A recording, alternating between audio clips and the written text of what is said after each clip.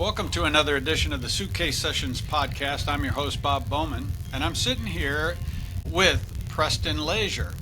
Preston Laisure hails from East Jordan, Michigan. We are here in Custer, Michigan at a US 10 Cigar Box Guitar Festival. And Preston shares a past with me in that we're both prior Navy. Right.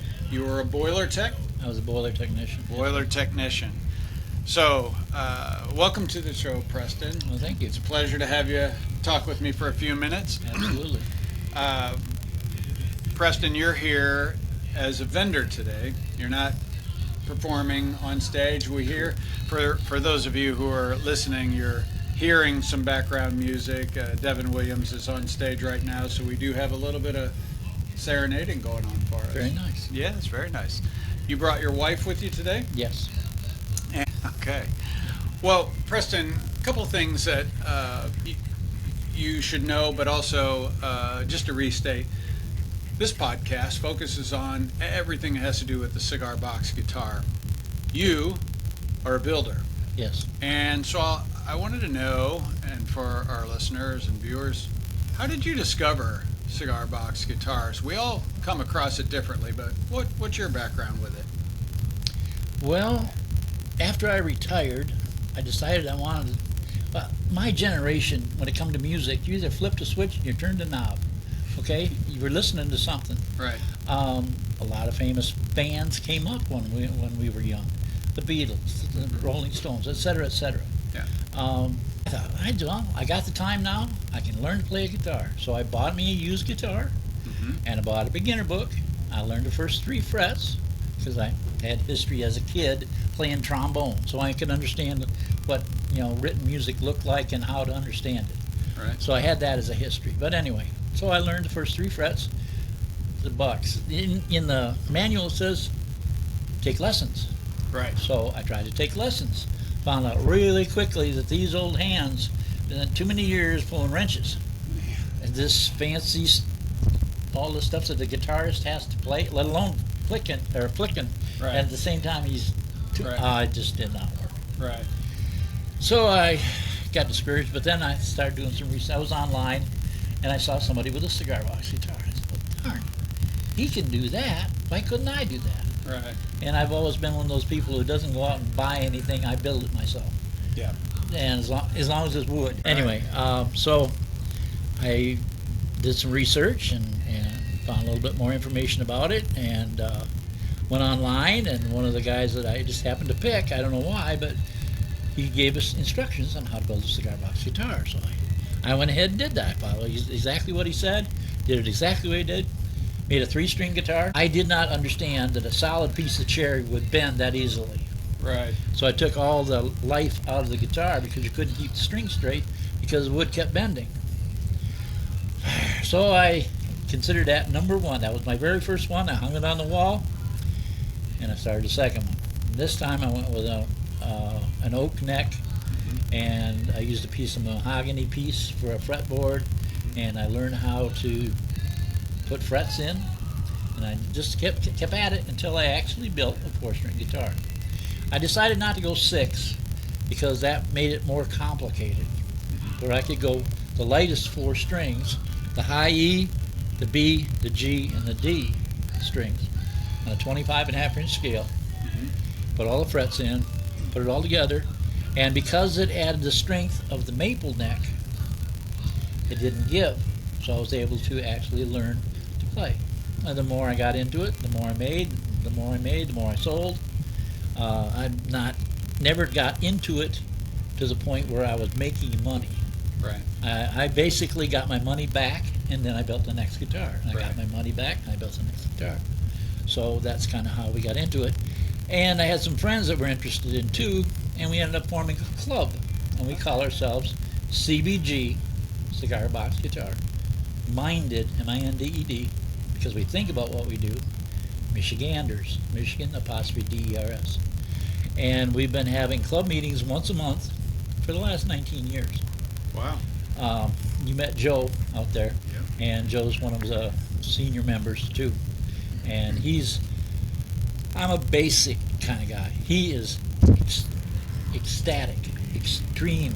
Whatever he does is done to the nth degree. So he's a detail guy. He's the detail guy. Yep.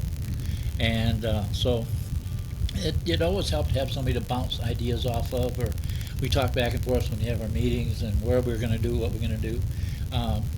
We got next weekend, we're going to be at the Flywheelers up on US 131 between Walloon and Boyne Falls. We'll be there for 4 days. We're running the information cabin, so anybody that comes in buys their ticket, the first thing they see is the information cabin. We help people figure out what it is they want to see and how to get there and make the best of their day for them. Right. And we're playing Cigar Box Guitar. And you're playing Cigar Box Guitar. So your addiction started like a lot of our addictions did, right? You saw your first one, you heard it, and you thought, oh, I could do that. And then the next thing you know, you're building a lot of them through trial and error. This is true. Yeah. Okay. That said, and you said that you're part of a club, and the club was formed around you. How many people are in your club? Right now, we're at our low end. Probably there's 2 full-timers, and Becky, of course, she's always involved.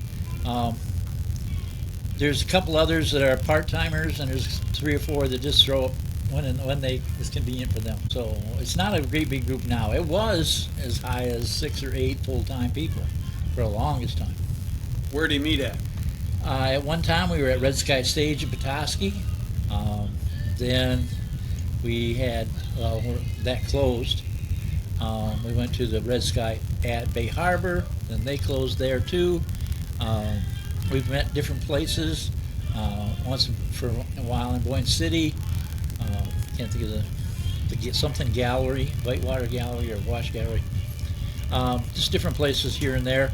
Over the last 2 years, we've been primarily meeting at Spare Key Winery on Bay Shore. Mm-hmm.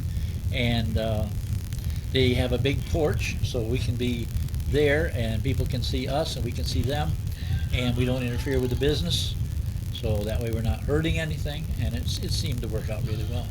So just out of curiosity, I'm a part of the St. Louis Cigar Box Guitar Club. Okay. And Gary Herget is our president. We have multiple people here actually today at this festival in Michigan from our club. Oh, actually. really? So Very nice. my curiosity though is, how does one of your meetings go? What does a standard meeting look like for you guys? We don't have a per se list of events or things that we do on a regular basis. It's always whatever's happening at the time. Right. Like for instance, when we got together and we all were saying, well, who was going to go down here today? Right. And who wasn't? We decided that Joe and I were probably going to be the 2 that were going to be coming. So you guys were representing the club down Yeah, at this event today. Exactly. Got it. So we discuss upcoming events, talk about builds, or Yes, exactly. Do you do any building on site, or No, we don't None? have capability of building on site. Okay. So it's just primarily what we're doing. We're playing, like my wife said, right now we could upgrade what we do immensely. Right. I did get a contact on Facebook from Shane Spiel from the York, Pennsylvania group. Yep. And Shane's been the backbone of their group. He made me blush because he asked me how I kept the club going this long and what we were doing that made us last this long. Right. Because he had heard of us a long time ago, and we kept. So he wanted to. He's currently got a club of his own going now. Right. And they do have. It's a clubhouse of sorts. But there's machines that they could work on, woodworking products. There's all kinds of things that they could do, and they're a whole lot more high tech than we are. Right. So I was embarrassed because everybody looked up to Shane, because Shane was the guy who got the Cigar Box Guitar back up and running.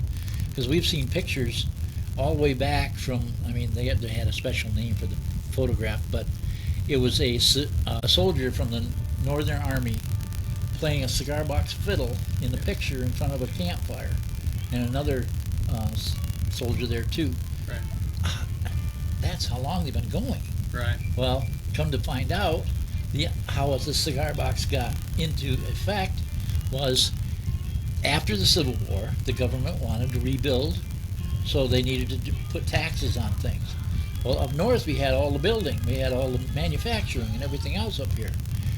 South, all they had was tobacco and cotton. Well, cotton's easy, just by the pound you pay the tax. Tobacco, it was all over the place. It was in buckets and barrels. They had no way to count the stuff. That's why if your average package of cigarettes today has 20, and there's a little tax stamp right across the top. You look at the cigar box, they're all 20. They all got a tax stamp on. So that's how the government was able to fund the rebuilding of our nation after the Civil War. I've done an entire episode on the history. I've brought with me a couple of books here off to the side that I date boxes for people, and I've met Bill Yaley and a couple of other of the authors here. But yeah, you're absolutely right. It's a fascinating story. That name, Bill, I had a CD of him building guitars. Yeah. Now I forgot all about that. Yeah. Yeah, his book, One Man's Trash, I had him sign it for me when I saw him down in Alabama. Oh, very nice. Very nice. He's a great guy. Yep. Okay, so your club is just at the moment you meet at the winery and you talk about upcoming festivals who will represent you, and you're probably talking about your latest builds and helping each other out and that kind of thing. Pretty much. I think I would say the majority of the clubs are doing just that. Okay. That are out there. Yeah, very few of them are going to have building on site. Right. Especially with today's insurance rates. Yeah, there's a lot that would go into that, but a lot of people are meeting at bars and wineries and eateries, various different places. So that makes sense to me. I appreciate that. Not a problem. And Bayshore, is that north of Traverse City? Yes. Okay. If you took 31, Yeah. leave Traverse City, follow 31 up through Charlevoix, Okay. So keep going. Anyway, That's pretty far north on the lower yes. peninsula. If you continue up 31 and you pass under the old railroad bridge that goes across, you'll see it, trust me. It's huge. Anyway, you go underneath the railroad bridge, the very first road on the right-hand side when you're heading north is Murray Road. You get on Murray Road and follow the signs. It'll take you right to... These directions almost beg a joke of some sort. I mean, how often do you meet somebody that says, you got to go under the railroad tracks? I'm not even from this state. Well, considering how many... And actually, I think the tracks are gone. Okay. I don't think there's any tracks That makes left. it worse, so don't take those directions literally now. Well, no, actually, you have to, Oh, okay. because it is physical. Oh, well. It is huge. There was a great big bridge across. Drive right underneath it every day. Oh, my goodness. So it's been there for a very long time. But this is off of 31? But it crosses US 31 Okay. as you're northbound. Wow. Or southbound, for that matter. All right. We're making somebody's head spin with all this geography. Well, trust me, like I said, US 31 north. Okay. All right, so you're up there. Let's talk a little bit about your background. What would Okay. you said you were in the Navy, but as a boiler tech. When did you serve? I served from 82 to 92. Yeah. I was on the USS Hepburn first, 1055, Knox class, and USS Fox, CG-33, guided missile cruiser, and we were involved in the, I can't give that information anymore. Anyway, we were going in the Straits of Hormuz, escorting tankers in and out of the Straits of Hormuz before Desert Storm, Desert Shield. Yep. And one of the tankers hit a mine. He was supposed to be following in our wake, but no, this captain knew more than our captain, so he was off on the port side, about 100 yards out and going through, and he hit a mine. Let me tell you what, we had just secured from general quarters. Right. It's 3 o'clock in the morning, and that whole ship just went wham! Yeah. Tell you what, we got back to general quarters in less time than ever. Did you have time to brace for impact, and did they call it over to 1MC? No. No, Yeah, this was okay. just complete So out of the blue. boom. Yeah. So anyway, we went through and got all that. Well, after we got back, I was due to go shore duty. Mm-hmm. So I left the ship and went to shore duty, and they all went to Desert Storm, Desert Shield. Okay. So I guess I was blessed that way in one way and cursed in the other, because after Desert Storm, Desert Shield, I didn't have a job anymore. I got 2 weeks notice, and I was out of the Navy. 10 years service, Yeah. and I was out of the Navy. Well, part of that was my own fault, only because I waited until I was 28 to go in the Navy. Right. I was older than most of the skippers I served under. Yeah. Okay, and because of that fact, they could hire 2 18-year-olds for what they were paying me. So Right. next thing you know, I didn't have a job anymore. Life is what it is. And I came back and ended up going back to work. So Yeah. Where'd you go to boot camp? Great Lakes? yes, great Okay. mistakes. You bet. Same here. I was January of '81. Oh, okay. But nice. All right. Well, Preston, of all of the things that you've learned over the years building these cigar box guitars, what is the thing you like the least when you're building? Sometimes getting them tuned.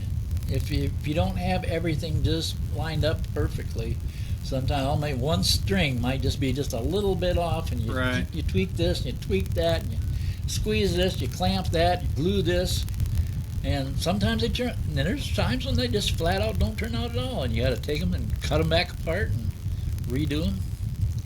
It's an experiment. So the setup is sometimes the toughest. Yep. What about what do you like the most about building? Having a playable instrument when I get done, Right. The finished product. the finished product. Nice. If there was something you could tell the listeners, any words of wisdom or advice you could give them as a builder or a vendor, what would that be? Don't expect to get rich building a cigar box guitar. That's a fact. Yeah. I can't tell you how many of the guitars I made that I sold and barely got my money back, but I got my money back so I could build another one. Right. And so I try to keep it, okay, I learned this with this one, I learned that with that one. You combine your thoughts. Sometimes they turn out great. Sometimes they're, I forgot about that, or what about this, or it's an experiment no matter what you do with it, and it's fun. And I think that's the key to your point, right? You're building them because you enjoy it. You're building them to learn, to personally grow, but you're probably not in it for the money. No, can't. Right. My personal, no. Yeah, often I think Yeah. we think to ourselves, wow, I can make one of those. And then our next thought is, I bet I could sell one of these. And then shortly after that, you're thinking, I could improve on that. And then the next thing you know, you've got this addiction that you really aren't paying money or getting money from, but you're putting more money into. That is I very need a new easy. tool, right? It Yeah. would be so much easier if I A had. brand new table saw. Yeah. I work at Lowe's. Trust me. Wouldn't I'll that hook fix you up. it? Yeah, that would make everything better. I Oh, think. absolutely. I've gotten a lot of tools that way, and our shops are better for it. Yep. I hear you. Well, Preston, I appreciate the time you've given us, and I'll let you get back to your booth here vending. But it's been a pleasure talking to you, and I wish you safe travels back up to the northern end of the Lower Peninsula. Thank you very much, because we're probably going to need them. All right, thank you. You're welcome.